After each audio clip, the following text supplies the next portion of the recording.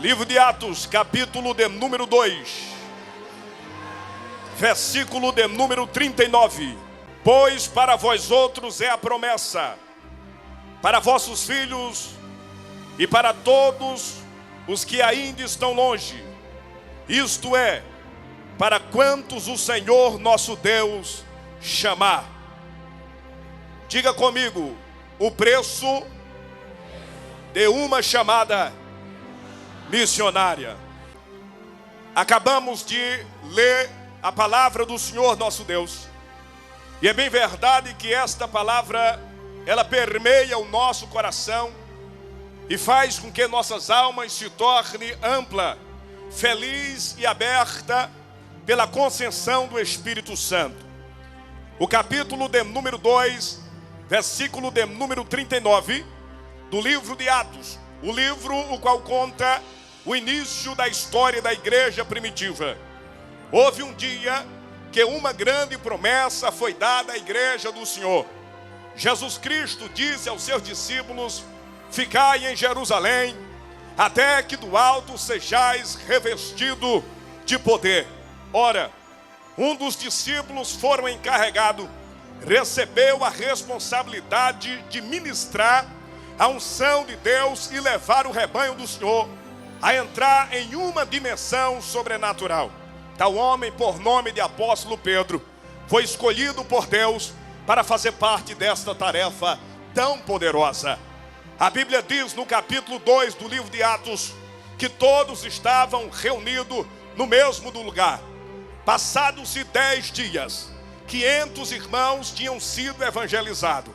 Mas desde o primeiro dia até o 10º dia, 380 pessoas desistiram, retrocederam, largaram o irmão Pedro, o pastor Pedro, com simplesmente 120 irmãos, uma pequena congregação. E todos estavam felizes, todos estavam pasmos no mesmo instante, atônitos, querendo descobrir o que haveria de acontecer. O outro Consolador haveria de ser manifestado. E no capítulo 2, Lucas escreveu, Atos, ele disse que de repente veio do céu, como de um som, de um vento veemente e impetuoso, e encheu toda a casa, e foram vistas por eles línguas repartidas como que de fogo. Foi naturalmente o batismo com o Espírito Santo. O idioma do céu foi manifestado de forma esplendorosa na vida dos irmãos. Ao dar a manifestação do Espírito, críticos de todas as cidades, nações e vizinhas que estavam presentes começaram a aguçar suas críticas e diziam que eles estavam embriagados. Outros tentavam questionar acerca das línguas estranhas que entre eles eram manifestadas e nada descobriram. Ora, algo me chama a atenção, algo me toca, algo me envolve. Assim como você já leu em sua casa, assim como eu também já li esta noite, um homem por nome de Pedro, que outrora era um homem covarde, um homem por nome de Pedro, que outrora tinha um corpo aberto. Da mesma forma que ele recebeu o Espírito Santo, ele recebeu um dia a visita de Satanás em seu corpo, e Jesus teve que repreender a esfera diabólica. É por isso que quando ele foi ao templo para guardar o outro Consolador, apenas 120 crentes ficaram com ele. 380 pessoas desanimaram, desistiram, porque ninguém dava mais crédito a ele. Ninguém acreditava que aquele covarde que negou o Senhor 3 vezes teria a capacidade de, no meio de uma inúmera multidão, poderia abrir sua boca e falar alguma palavra. Mas a unção que desceu sobre ele, a graça que foi manifestada nele, o poderio do Espírito que adentrou nele, fez com que uma força sobrenatural, algo divino, algo que o homem não tem como explicar, surgisse dentro do seu interior. E quando 380 estava do lado de fora dizendo: quero ver se o pastor Pedro terá coragem de abrir sua boca e falar alguma coisa. Queremos ver se o pastor Pedro terá ousadia de abrir os seus lábios e defender a crença de Cristo Jesus. Automaticamente é manifestada. Quando todos pensam que ele vai desistir, ele estende seus 2 braços e com muita autoridade, ele levanta as suas mãos e ele diz: senhoras e senhores, olhai para mim. Todos se pasmam, todos ficam atentos, querendo descobrir qual seria a reação do pastor Pedro. E ele diz assim: isto que vocês estão vendo foi nada mais dito pela boca do profeta Joel, que nos últimos dias, diz Deus, derramarei do meu espírito sobre toda a carne. Vossas filhas profetizarão, os velhos sonharão e os jovens terão visão. E tem mais, isto que está acontecendo foi uma promessa dada aos que estão de longe e aos que estão de perto, e a todos quanto o Senhor nosso Deus chamar. Dentro do texto eu quero vasculhar a Bíblia Sagrada e falar sobre um preço de uma chamada missionária. Quando eu falo sobre preço, eu estou falando de chamada. A Bíblia fala sobre 3 tipos de chamada. A primeira chamada é para a salvação.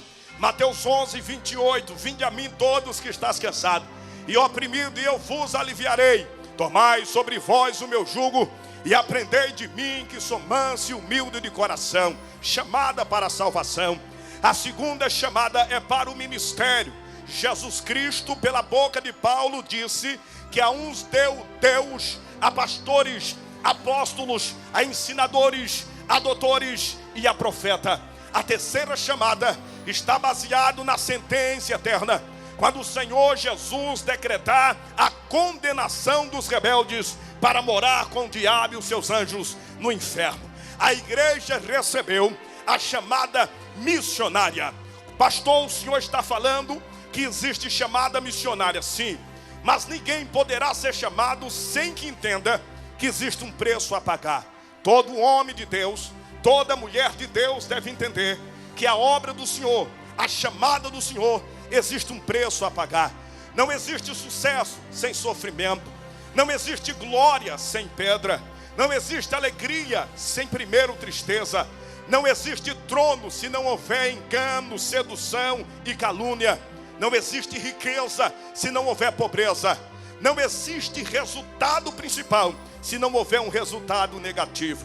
Todo grande homem de Deus que tiver um grande sucesso na sua vida, seja homem ou seja mulher, pagaram um preço caro, preço de sangue, preço de dor. Alguns deram a sua vida em prol da obra do Senhor. Vamos começar pelo um preço de renúncia. Vamos falar um pouco de renúncia. Livro de Gênesis, capítulo 12. O Senhor disse para Abraão: Abraão, sai da tua terra, da tua parentela, da casa do teu pai, e vai para uma terra que eu te mostrarei. Você me diz, o que é renúncia? A primeira renúncia é pessoal. Disse Deus a Abraão: sai da tua terra.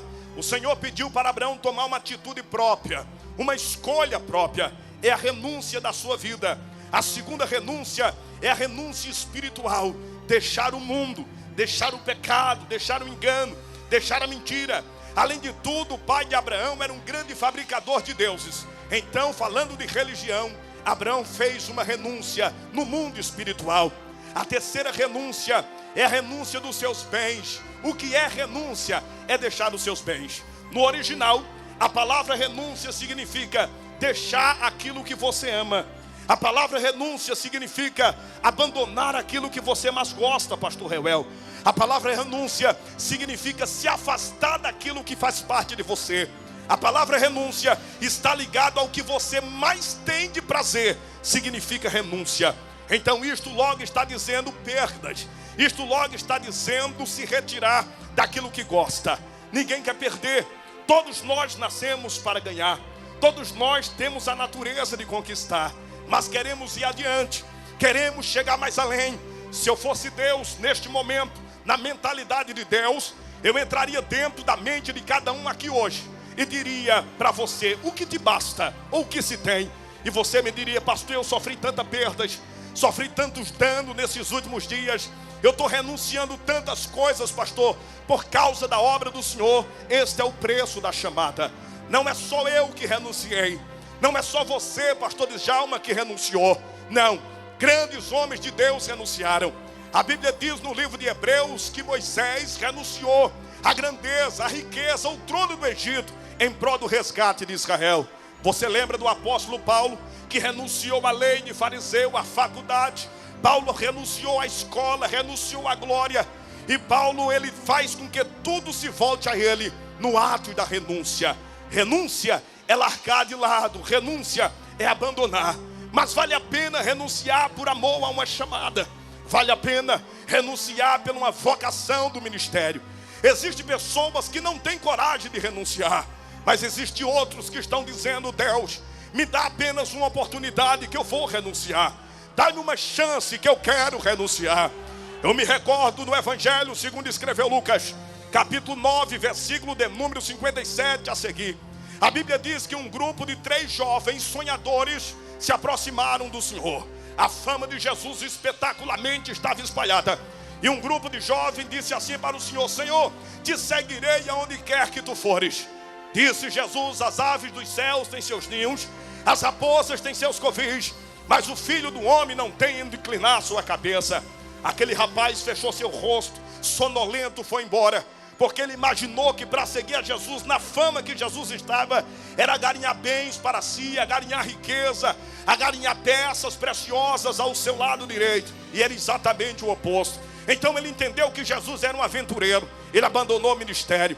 O segundo olhou para Jesus e disse: eu te sigo onde quer que tu fores, mas permita primeiro enterrar meu pai. A palavra sepultar o pai, ela tem 3 significados. O primeiro significado da palavra sepultar o pai: quando um filho ficava na idade superior e seu pai envelhecia, seu pai procurava um sumo sacerdote ou um juiz chamado de Nazireu, pegava toda a sua herança e dava o seu filho mais velho. A partir daquele dia, o nome do pai era significadamente transformado em sepultar. O filho mais velho governava e o pai dava toda a linhagem. Sepultar. O segundo significado, sepultar o pai, está se referindo à vida humana do homem. Deixar todo o seu orgulho, toda a sua torpeza, toda a sua ignorância e sepultar nas mãos de Cristo. Mas entenda, o terceiro resultado de sepultar está falando de projetos e de sonhos. Entenda, se existe alguém que está mais interessado em você do que a sua própria família, do que o seu próprio pai, se existe alguém que está interessado em você mais do que seu irmão, mais do que a sua esposa, se existe alguém que está interessado em mim, em você, mais do que seu noivo, sua noiva e seu namorado, se chama o Senhor Jesus. E quando Ele chama alguém para a sua obra, Ele se responsabiliza pela chamada por aquele que Ele chama. E não adianta o diabo dizer que ele não vai se responsabilizar, que ele não vai cuidar, porque isso é a maior mentira que o diabo já lavrou dentro das tábuas do inferno. Aquele que recebe a chamada de Deus, por Deus é cuidado, por Deus é amparado, por Deus é seguro, por Deus é completamente protegido. Ele não é abandonado. Eu acredito, porque isso é uma veracidade da Bíblia. Quem renunciou por amor a uma chamada, quem renunciou por amor à obra de Deus, não tem o que perder. E tem mais uma verdade: mais tem Deus para dar do que o diabo para tomar. Se você acredita, levante a sua mão e dê um glória para Jesus de Nazaré. Se o Senhor te chamou, se o Senhor te convocou, levante a sua cabeça e entenda que é propósito. Eu me recordo que quando o Senhor decretou Elias uma ordem, para que Elias fosse até Eliseu e transformasse Eliseu em profeta em seu lugar. Eliseu tinha uma grande junta de boi, era um grande fazendeiro, era um pecuarista, agricultor da terra. Mas Eliseu renunciou porque acreditou na chamada de Deus. E a renúncia de Eliseu fez com que ele se transformasse, dentro de poucos anos, um dos maiores profetas que a humanidade já conheceu. Pague preço hoje, sofra hoje, chore hoje, padeça hoje. Não lamente a chamada que o Senhor colocou na sua vida, mas não se importe com o tipo da chamada. Tudo que Deus lhe prometeu está para acontecer na sua vida. Mesmo que alguém queira ou não queira, mesmo que alguém acredite ou não acredite, mesmo que alguém goste ou não goste, mesmo que alguém diga que não é ou não é, você não deve satisfação a ninguém. Quem te chamou é poderoso para se responsabilizar pela chamada na tua vida. Segundo preço de uma chamada se chama zombaria. Todo homem de Deus, toda mulher de Deus deve pensar e meditar e entender que tem que enfrentar a zombaria. Pastor, o que é zombaria? Zombaria vem depois de uma renúncia. Quem não entende a renúncia, zomba, debocha, faz anarquia, dá risada de tudo que você renunciou. Mas é porque a fé dele não alcança o tamanho da grandeza da fé que Deus lhe deu. A visão dele é curta, é pequena. E você está entendendo que dentro de poucos anos algo vai mudar na sua vida. Qual é o homem de Deus que não já passou por zombaria, hein? Qual é o homem de Deus que não passou por anarquia? Você lembra de Eliseu? A Bíblia diz que o profeta Elias fez uma promessa a Eliseu, dizendo: eu te darei a capa conforme o teu pedido, se me vires ser tomado pela tua cabeça. E quando o anjo do Senhor e os carros de fogo carregam Elias para a eternidade, a capa de Elias é portada sobre as mãos de Eliseu. E Eliseu vai dar continuidade ao ministério de Elias. E diz a Bíblia que o profeta Eliseu vai em direção a Betel. E quando Eliseu vai em direção a Betel, não se sabe, mas alguém questiona. A Bíblia aparenta 42 jovens, rapazes novos, que começam um cântico de zombaria. Isto tudo indica que são jovens e eram filhos de profeta. Ora, quando a Bíblia diz que eram filhos de profeta, a Bíblia está dizendo que alguém que fazia parte do ministério de Elias não se satisfez com o que Elias entregou na mão de Eliseu. Então normalmente fizeram assim: já que não podemos dar cara a bater a Eliseu, porque pode complicar ao nosso lado, se Eliseu nos vê zombar dele, com a capa de Elias e com a autoridade que Elias ortogou a ele, isso aí pode complicar para a nossa vida futuramente. Então vamos incitar os nossos filhos, vamos fazer com que eles vão até a casa de Betel. E quando eles veem Eliseu subindo com a capa nas costas, Eliseu sorrindo: oi irmão, quem não quer carregar a capa de Elias? Eliseu todo contente, Eliseu regozijando. Então vocês começam um coro e zomba dele, faz com que ele se sinta humilhado. E a Bíblia diz que quando Eliseu está subindo para Betel, 42 faz um cântico, e ali tinha tenor, contralto, baixo e etc. E eles começaram a dizer: sobe calvo, sobe careca, sobe calvo, sobe careca. Mas o que me chama a atenção, que aqueles jovens tinham sido induzidos por alguém que por trás determinou. Existem pessoas que não têm coragem de falar do seu rosto. Existem pessoas que não têm a capacidade de desabafar aquilo que ele sente na sua cara.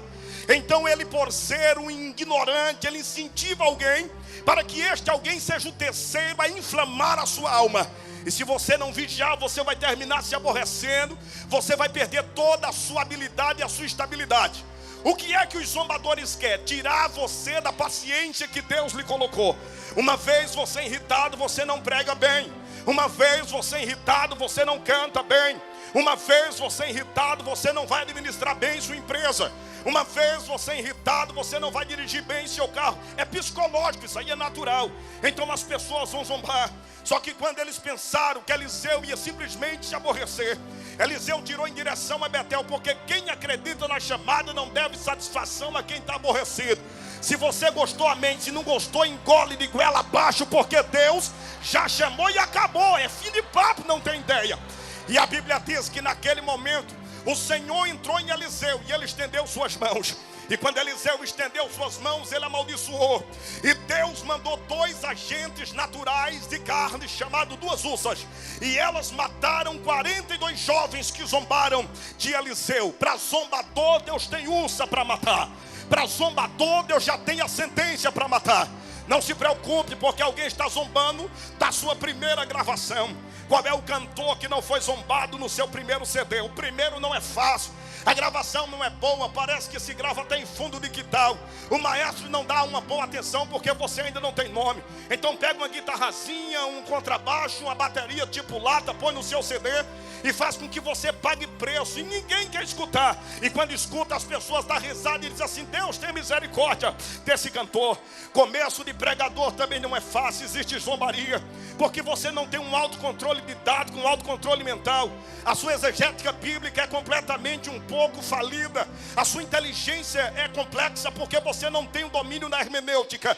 Então aqueles que são doutores, teólogos, aqueles que são metidos a catedrático, eles sentam numa cadeira e se acham como se fosse o rei da glória e começam a julgar a sua palavra. Se você fala bem, se você fala mal, se você vai falar muito R ou muito S, como se palavras bonitas manifestassem a unção de Deus e a glória de Deus, como se anel pregasse, gravata pregasse ou terno pregasse.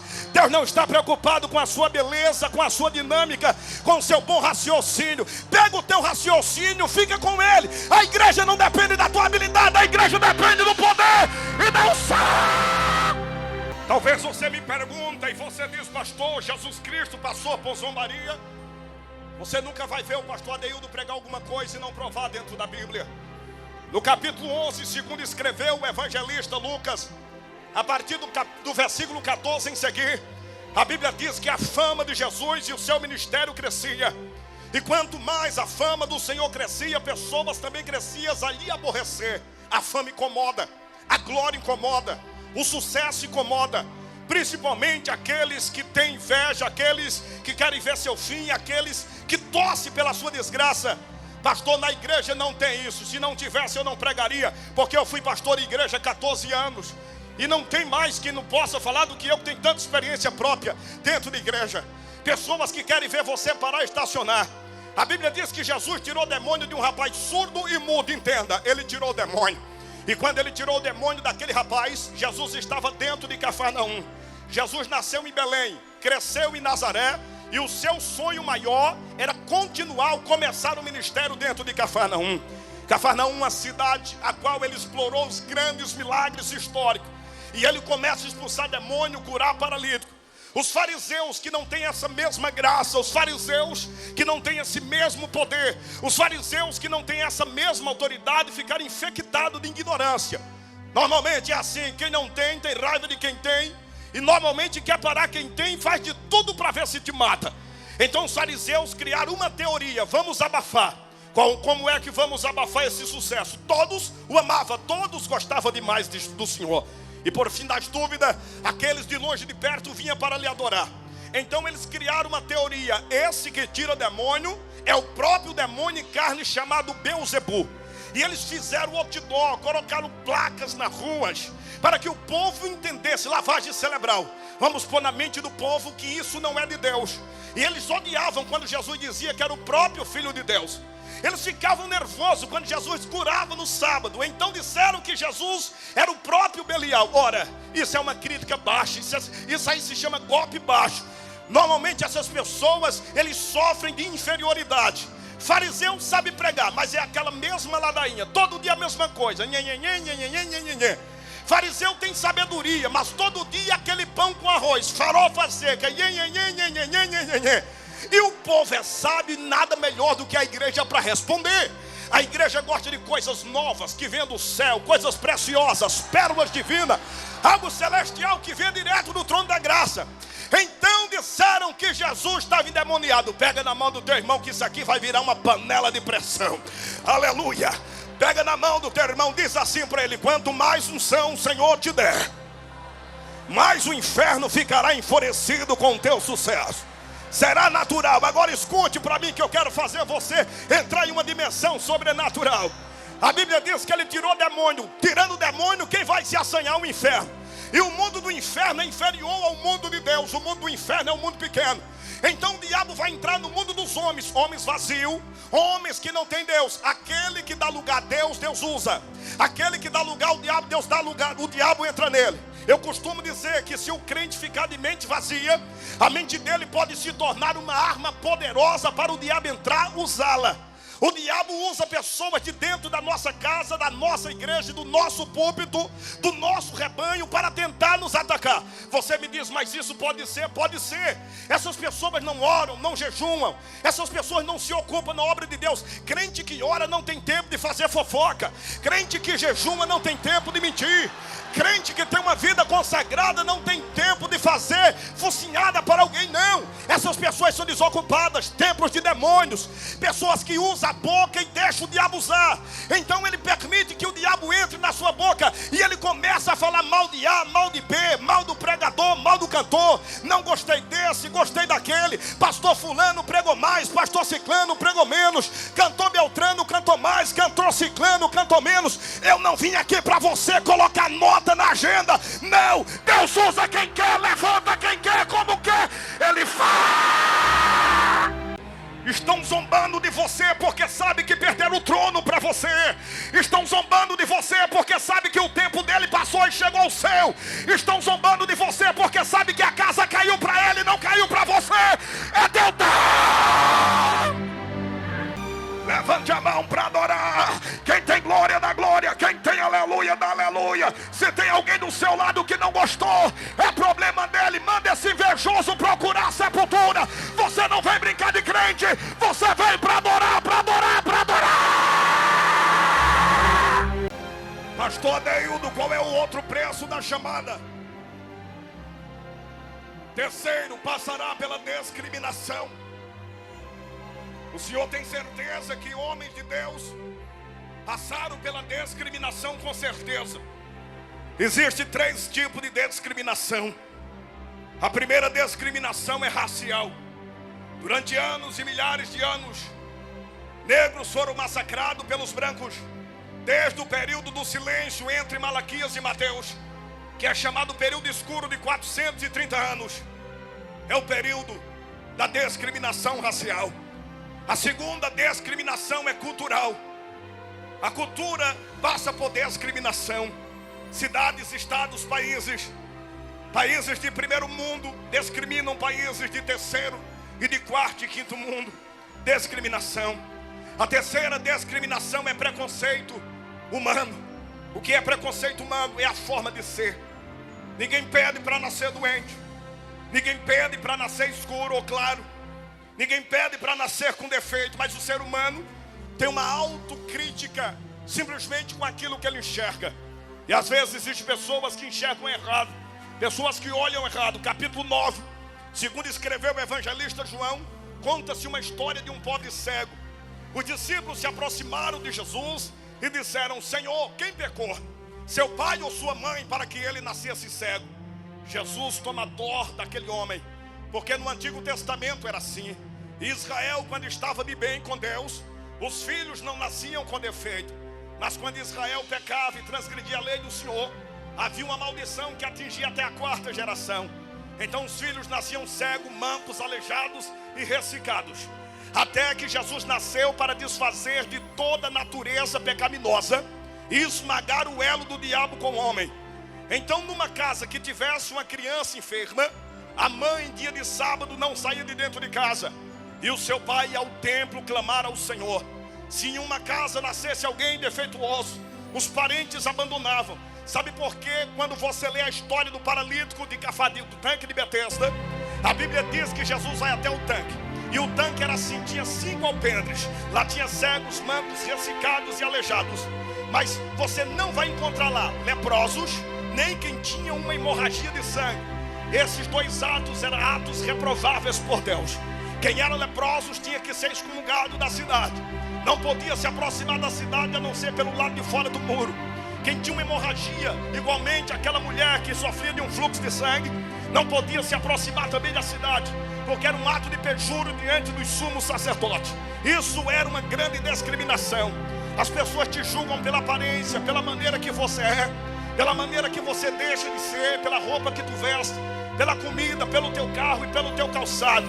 E se tu tem um carro que não é um carro zero, eles abrem a boca aleatoriamente e dizem que isso é maldição. Eu quero dizer para você que vivemos numa vida de luta e peleja, e circunstâncias vamos atravessar todo dia. Tudo sucede igualmente a todos. Jesus abraçou aquele cego e disse: ninguém pecou, nem seu pai nem sua mãe pecou. Eles ficaram assustados porque já encontraram um defeito na família. Existem pessoas que têm facilidade de procurar um defeito em mim, um defeito em você, só que ele não consegue enxergar o defeito que ele tem. Não entendo, não sei porque ele vê tanto defeito em fulano, defeito em Beltrano. Ele é tão santo, ele é tão justo, ele é tão puro que já está entrando no céu de orelha e tudo. Cuidado, irmão, vigia. Somos iguais, irmãos, temos a mesma graça que o Senhor nos deu. Jesus Cristo abraça o cego e diz: ninguém pecou, nem seu pai nem sua mãe pecaram. Ele nasceu cego para que nele se manifeste as obras do Senhor. Agora balance o ombro do seu irmão, mas balança gostoso. Diz assim para ele: nem tudo é pecado, irmão. Fala para ele: nem tudo é pecado.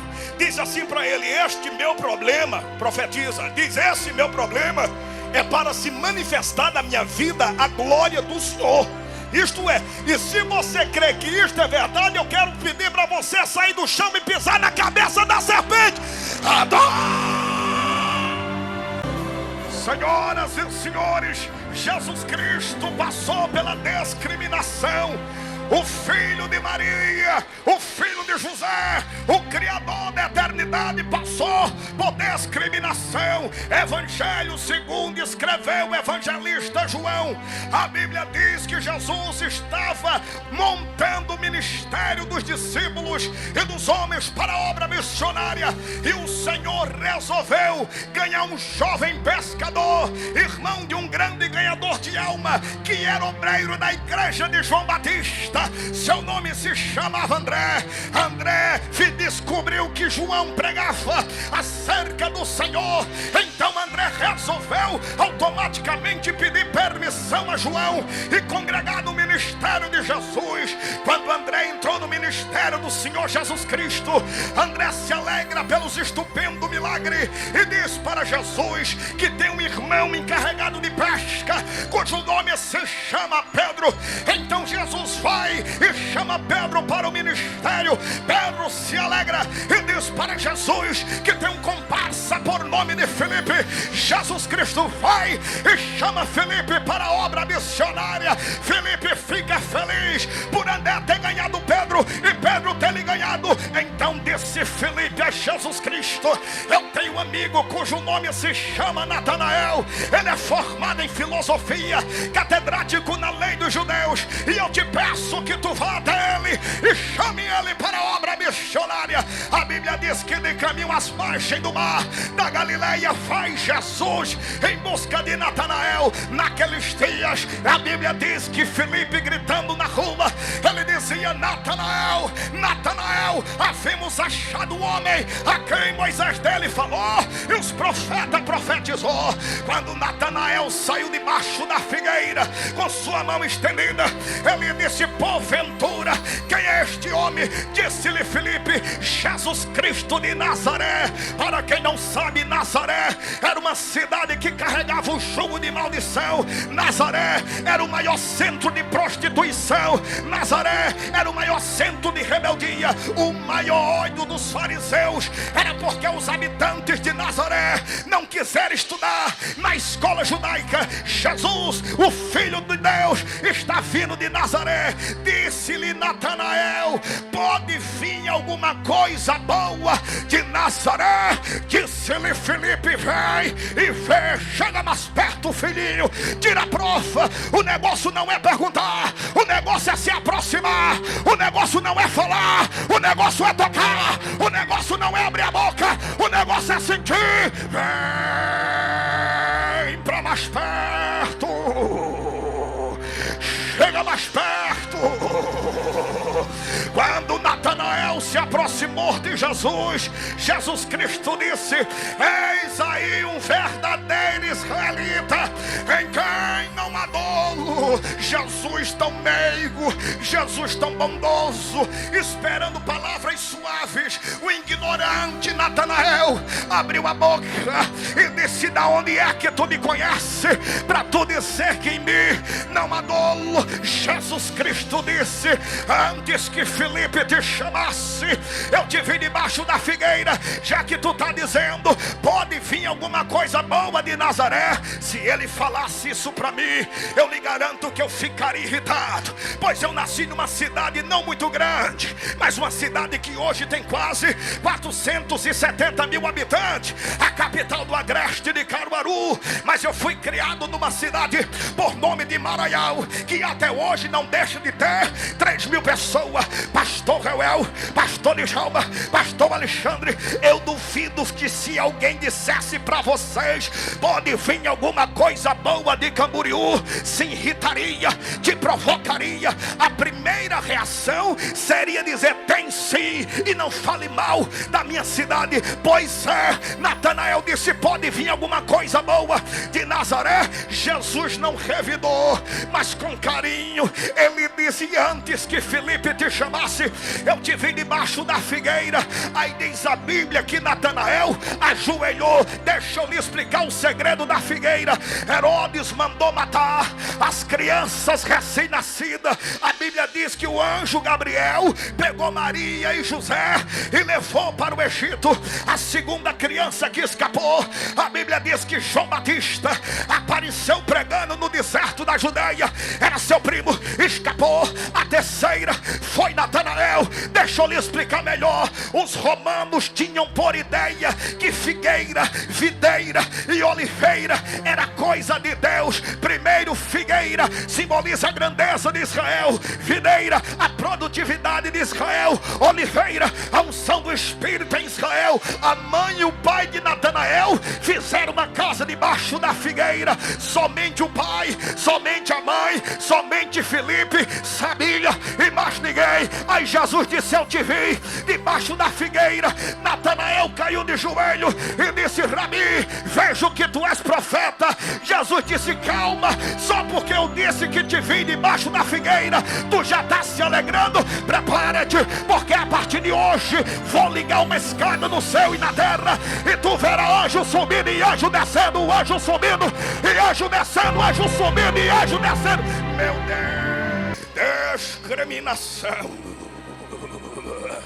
Sabe, senhores, eu tinha 19 anos de idade quando eu fui representar pela primeira vez o meu pastor presidente.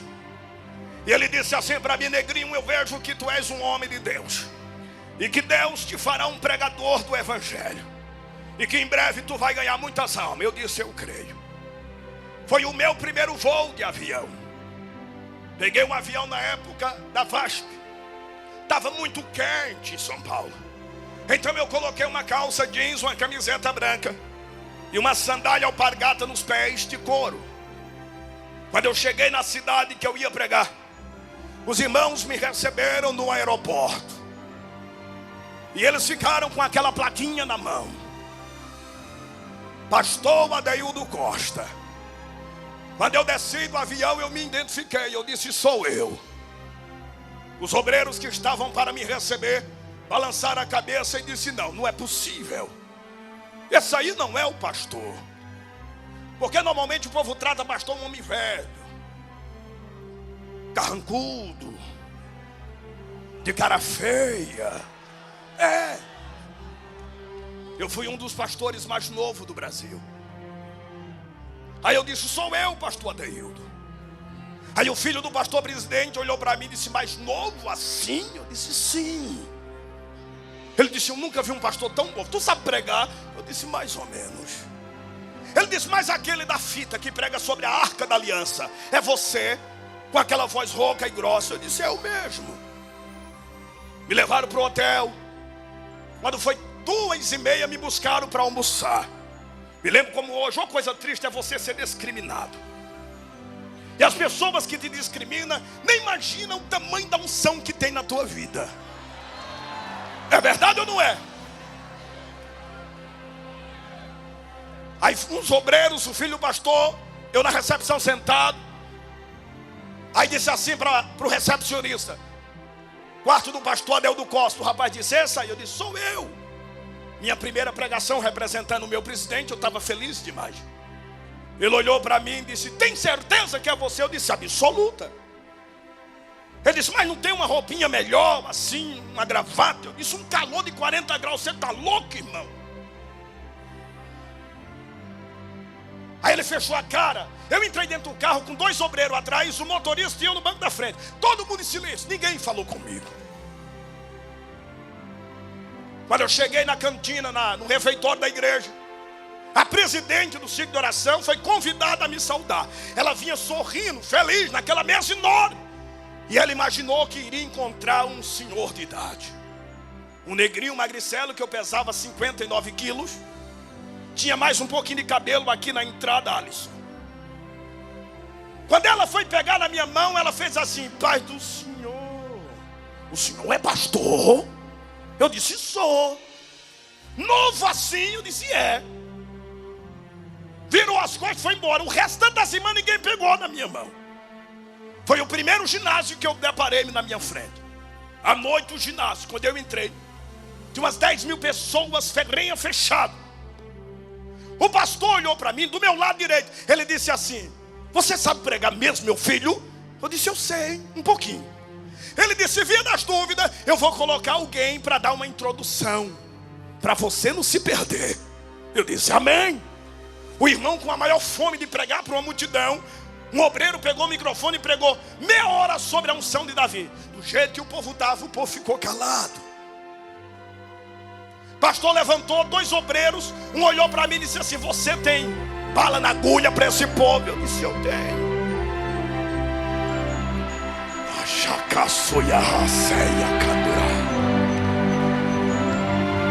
Quem tem bala na agulha aí, levante a mão que eu quero ver. Quando eu comecei a pregar, e estou pregando. Sabe aquele dia que você prega, como o culto de hoje, que não precisa se esforçar muito, a glória vem, Deus desce, o Espírito manifesta, os anjos voam em volta da igreja. O ginásio começou a tremer, e vai sendo abalado com a glória do Senhor. Isso que eu estou contando não é mentira. Estou lhe falando uma realidade. Cidade de Montes Claros, na época pastoreada pelo pastor Paulo. Naquele dia, Deus mostrou para mim a glória de perto. Eu larguei o microfone para lá, fiquei com medo, porque o teto tremia, a telha abrindo, as colunas se torcendo. Entrou dentro do ginásio uns homens vestidos de roupa de bombeiro. Foi até o pastor e disse: quem está falando, mande parar de falar. Se possível, peça para o povo parar de gritar. Lá em cima está pegando muito fogo, o ginásio vai cair. Pastor saiu para fora, olhou lá em cima, olhou em volta. Não tinha nada e disse: o que é? Tem muito fogo dentro, fogo fora. Um dos obreiros que era do corpo de bombeiro disse: não é não, comandante, é a glória de Deus que desceu. Tem fogo de Deus aí na tua vida. Eu estou dando uma olhada aqui em cima da tribuna, tem obreiro que não deu nem um aleluia ainda. Eu acho que eu vou ter que pegar alguns dólares, alguns euros para alguém dar glória. Se tu não deu glória, deve ser porque tu está torcendo pela minha derrota. Não é fariseu, filho do cão. Sai daqui de cima, que é lugar para adorador, para profeta. Sai! Quarto preço de uma chamada: desabono. As suas decisões provocaram reações. As suas atitudes moveu o inferno contra você. Se tem alguém que te odeia mais do que teus familiares, talvez, se chama diabo. O diabo não está feliz com o que Deus vai fazer na sua vida. Diga: eu creio. Pastor, o que é desabono? É ter e não ser valorizado. Pastor, o que é desabono?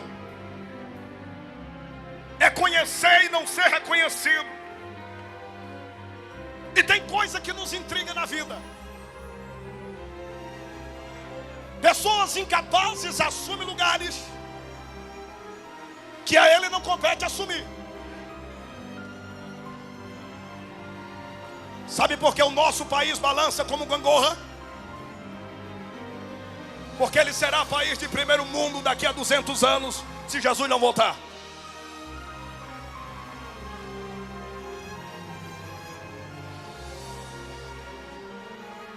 A Bíblia diz que um homem tinha 5 talentos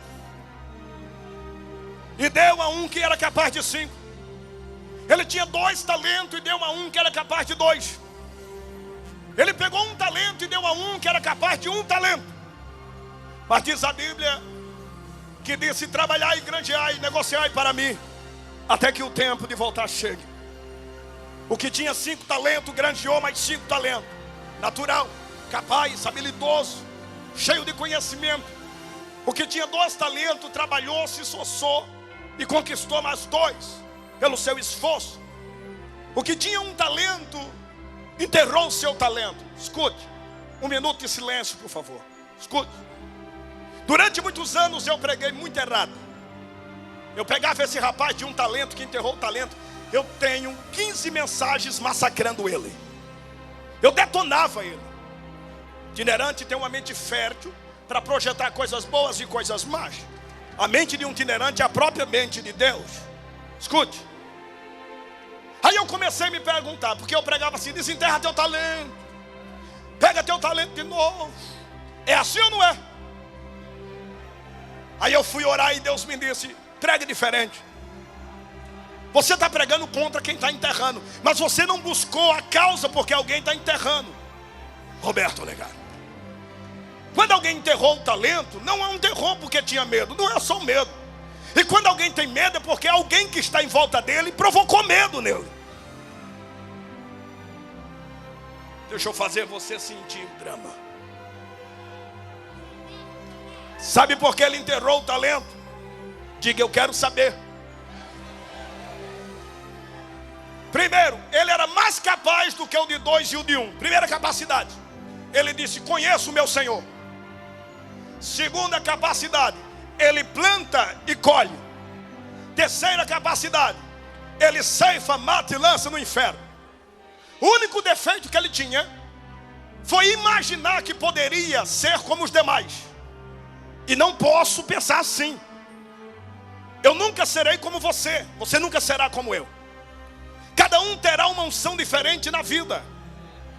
Deus não precisa de plágio, não. Deus não precisa de réplica, também não. Deus não precisa de cópia, Deus quer o original. Você é você, eu sou eu, tu é tu. Cada um Deus vai usar de uma maneira, e eu creio que é verdade. Mas aquele que tinha um talento, sepultou o talento. Por que será que ele sepultou o talento, pastor? Quem tem muito, escute, zombam de quem tem pouco.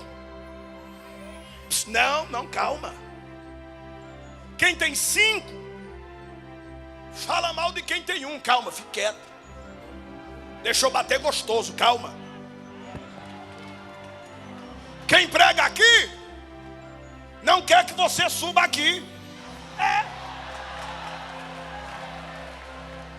Pastor, o senhor é doido, vai arrumar encrenca e eu estou lá me lixando. Quem canta aqui, e o medo daquela arquibancada começar a se apoderar daqui.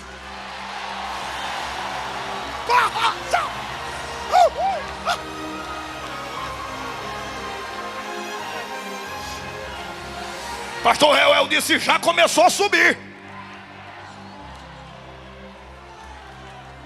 Sabe por que muitos de vocês, quando voltam para casa, não querem cantar mais? Porque quem está aqui, só ele quer cantar. Quero nem saber se você vai cantar no meu CD, no meu DVD. Não devo nada a você. Não nasci na sua casa.